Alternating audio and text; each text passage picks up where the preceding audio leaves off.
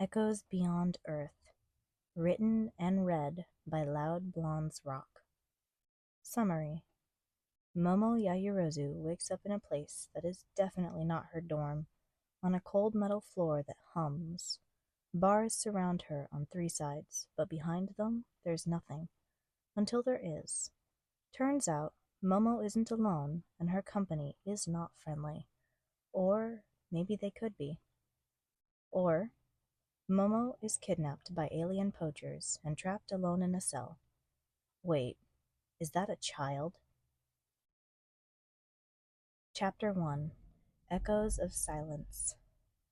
Momo woke to cold metal biting into her cheek, the chill seeping through her skin like ice. Her body ached, a deep, unfamiliar soreness weighing her down, as if she had run for miles before collapsing. Her head throbbed, thick and sluggish, like she was swimming through syrup. Something was off. Her body felt drugged, her mind hazy, the same way she'd felt during training exercises where they'd practice dealing with chemical attacks. Her body reacted before her mind caught up, and she lurched upwards, too fast. The moment she moved, nausea crashed into her like a wave. Her vision blurred at the edges, dark spots creeping in as a piercing ringing filled her ears. Her stomach twisted violently. She squeezed her eyes shut, swallowing hard, fighting back the bile rising in her throat. Her hands curled into fists, her nails digging into her palms, grounding her. She forced her breath out, then pulled in another, too fast. Her chest rose and fell in sharp, shallow bursts. Breathe. She tried, but it wasn't working. That's when she saw the bars. Her breath caught mid-inhale. The pounding in her skull was suddenly distant, drowned beneath a new wave of cold terror. A cage. Her stomach dropped, the weight of realization hitting her all at once. She was caged. She scanned the space with rapidly unfocusing eyes, blood thundering through her veins. All she could see was bars, thick, shiny bars that seemed to bend and warp in her declining vision. Momo swallowed hard, the acrid taste of bile lingering at the back of her throat. Her heartbeat thundered against her ribs, erratic and too fast, like a trapped bird slamming against the walls of its cage. Her hands trembled uncontrollably, her fingers digging into the cold metal beneath her as if anchoring herself to something solid would stop the panic from swallowing her whole. She was going to, no, think. Aizawa-sensei's voice cut through the rising terror, sharp and steady, a tether dragging her back from the brink. Control your breathing. If you panic, you've already lost. In through the nose, out through the mouth. Slow it down. Again. Momo clenched her jaw, her chest still tight, but she forced herself to obey. Inhale. The air was sharp and too cold, burning as it filled her spasming lungs. Hold. Her chest trembled with the effort. Exhale. Her breath stuttered at first, her chest rising and falling too fast. Her body still screamed at her to run, to do something, but there was nowhere to go. She was trapped, caged. The thought sent a fresh spike of panic through her, but she fought against it. Again. Inhale. Hold.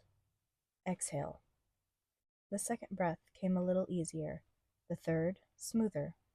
Slowly, the suffocating tightness in her chest eased, the pounding in her head dulled to a low thrum instead of an overwhelming roar. The trembling in her hands settled to a faint tremor. She could think now. She needed to think. Her last memory. What was her last memory? She had been walking back to the dorms, arms loaded with grocery bags, arms growing tired from the weight of them. The sky had looked strange, wrong. Clouds didn't move like that. She had stopped to look, and then a sharp sting at her neck. Her fingers twitched involuntarily, reaching up, but there was nothing there now. No dart, no wound, just the faintest ache, a lingering reminder of what had happened. Her stomach twisted. A wave of nausea swelled in her chest, but she pushed it down. Now wasn't the time to fall apart. She forced herself to take in her surroundings, ignoring the way her muscles screamed in protest as she shifted. Moving felt wrong. Her limbs were heavy, her skin clammy with lingering sweat. Drugged, she realized. They must have drugged her. Momo pressed her back against the cold metal wall, her breathing finally steadying. The worst of the panic had passed, leaving behind a dull buzz in her limbs, a wired exhaustion that she couldn't afford to give into. She needed to think, to understand.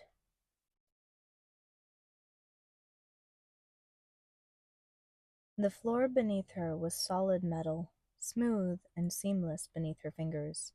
But it wasn't just cold. It hummed. A faint, constant vibration thrummed through it, subtle but unmistakable. Train? Maybe. But trains rattled, rocked, and lurched with every shift in the tracks. This was different. The movement was smoother, steadier. A ship?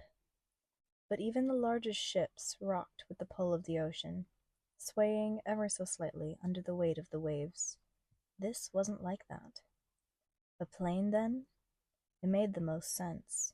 The vibrations beneath her felt eerily similar to the deep, steady hum of engines mid-flight. But if she was on a plane, how long had she been unconscious? And more importantly, where were they taking her? She swallowed hard, shoving that question aside. Panicking over the unknown wouldn't help her now. First, she needed to understand her immediate surroundings. The wall behind her was the same cold metal as the floor, smooth, no weld lines. Not a door, no panels, no bolts or seams she could pry open, just a solid barrier trapping her in. To her left and right, thick metal bars stretched from floor to ceiling, dividing her cell from the ones beside it.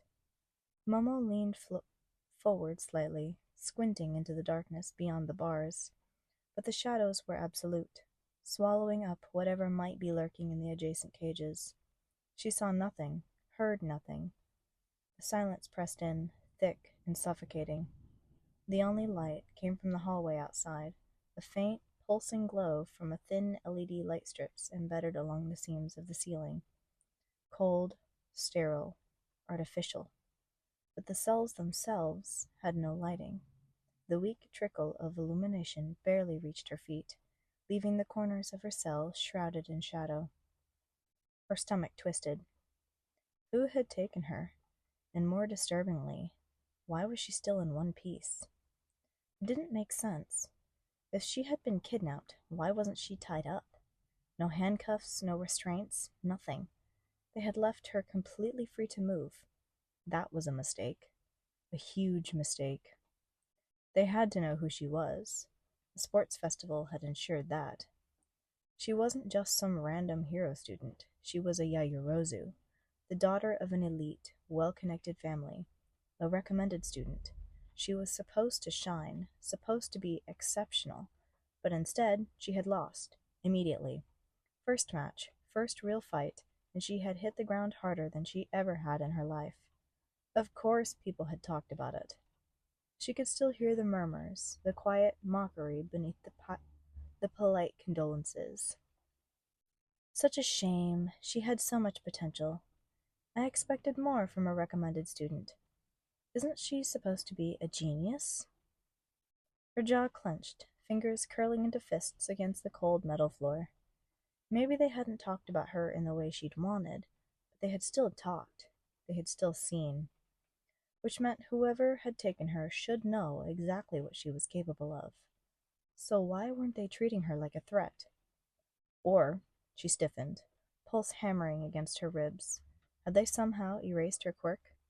Her breath caught, and instinctively she reached inward, searching for that familiar presence, that deep hum of energy thrumming beneath her skin. It was still there. Momo exhaled sharply, pressing a hand over her stomach. She knew what the absence of her quirk felt like. Aizawa-sensei had trained them for that, for the hollow, gutting sensation of losing a piece of yourself when erasure erased their abilities. But now it was still there, untouched. Maybe they had seen her loss and decided she wasn't worth worrying about. The thought made something bitter coil in her chest. Or maybe they were just stupid. She exhaled sharply, trying to push down the sting in her throat. Now wasn't the time to get caught up in old failures. The truth was, her quirk was still there. She could still feel it humming under her skin. Still accessible, still hers.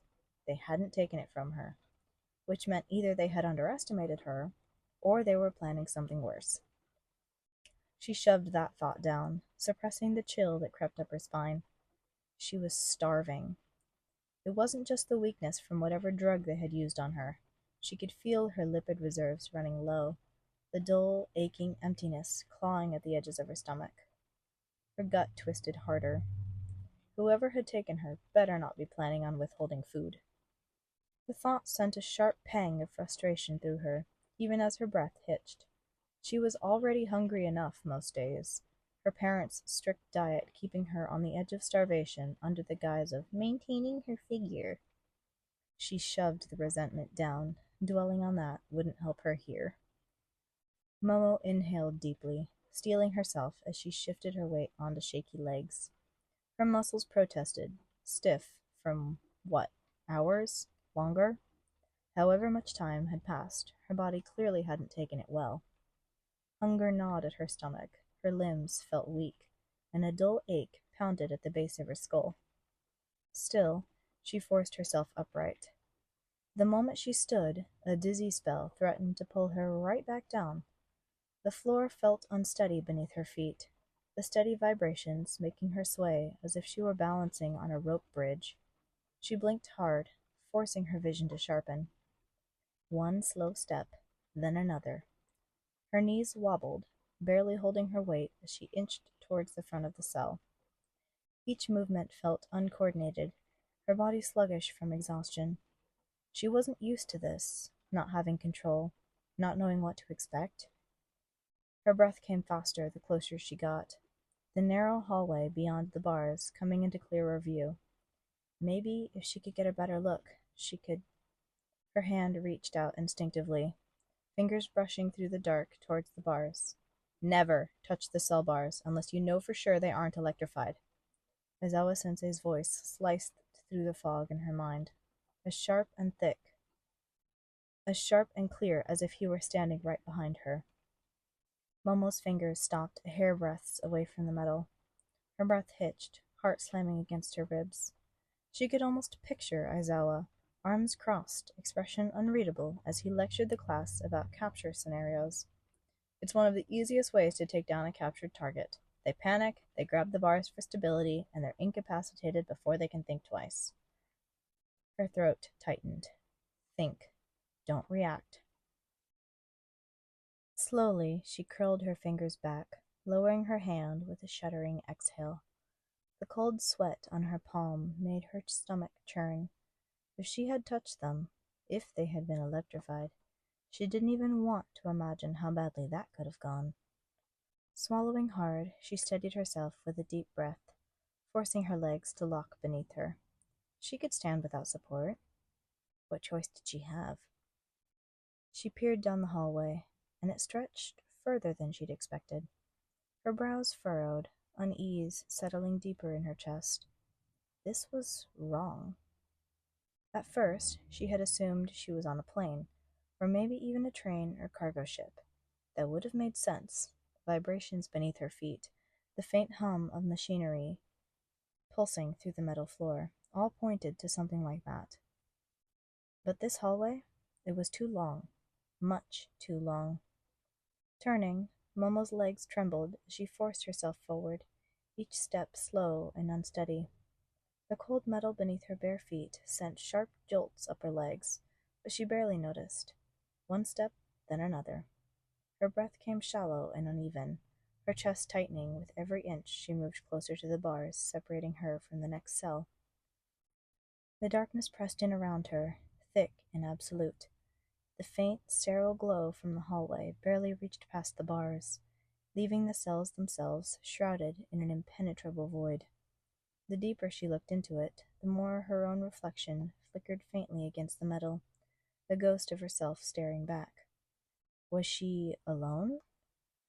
The thought slithered through her mind, cold and unwelcome.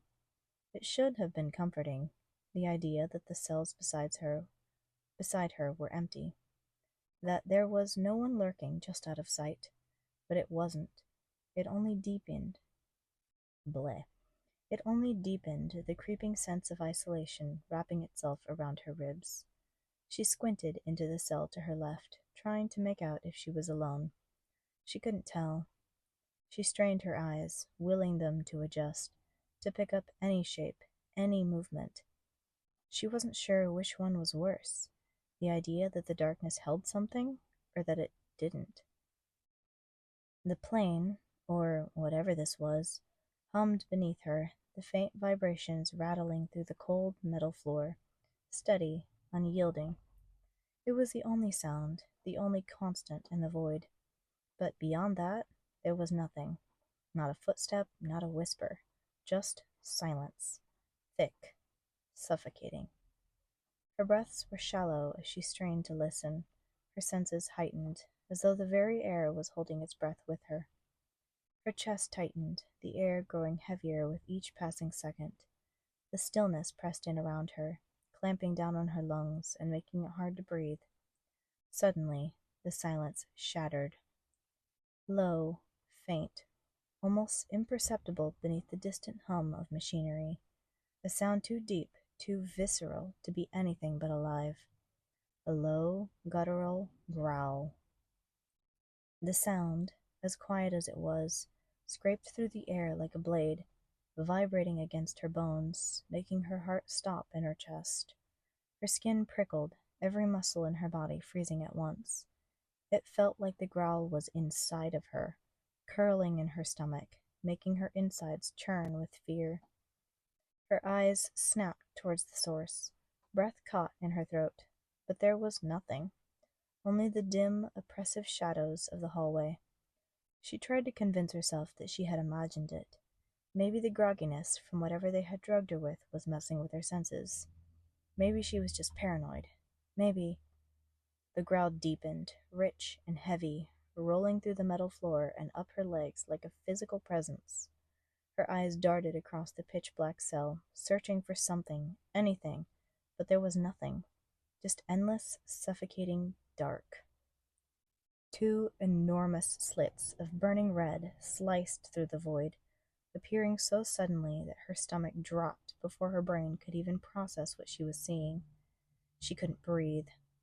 The eyes, too big, too inhuman, too predatory, locked onto her with an intensity that made her ribs squeeze tight, as if something unseen had wrapped around her chest and started to crush. They weren't just looking at her, they were studying her, assessing her. Momo's stomach plummeted. She took a slow, terrified step back, her legs shaking beneath her. Her mind raced, her thoughts scrambling to make sense of it, to find any explanation. Her breath hitched violently, a sharp, involuntary gasp that she barely muffled behind clenched teeth. They were huge, too huge, floating in the black, suspended just above the floor, and watching her. A chill stabbed through her chest. She couldn't see the rest of it, only those glowing eyes, locked onto hers, unblinking.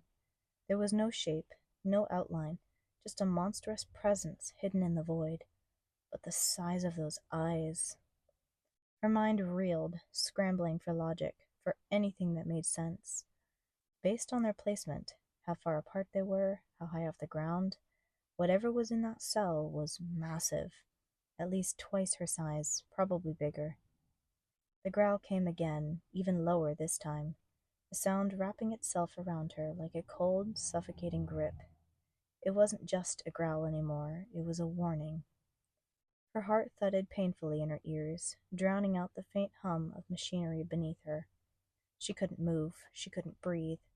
All she could do was stand there, paralyzed, as the growl echoed around her, reverberating through the walls, the floor, the very air.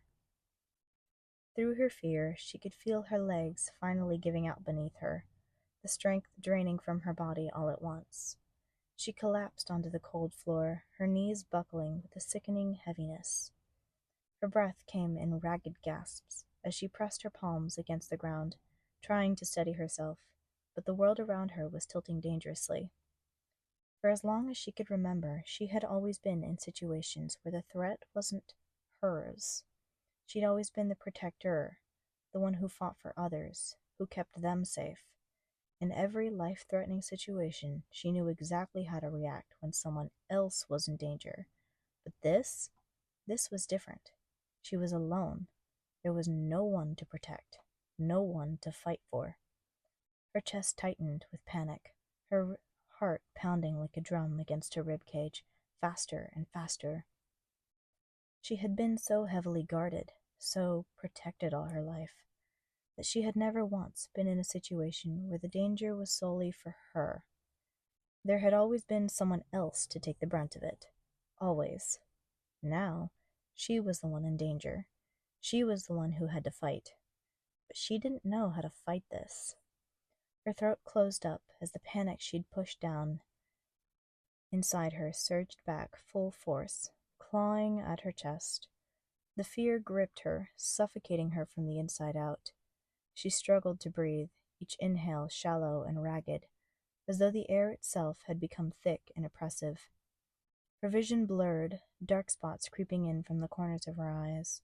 She tried to focus, to force herself to stay awake, but the pressure in her chest was unbearable. The growl still echoed in her ears, but it was distant now, fading as her mind began to slip away. Her hands trembled, the ground beneath her cold and unforgiving as her body betrayed her, sinking into the haze of dizziness. Am I going to pass out? Or were the lights turning off? The hallway seemed to darken, the edges of her vision fading to black. She couldn't tell if the shadows were closing in, or if it was just her mind finally breaking. The blackness overcame her, swallowing everything whole, and then nothing.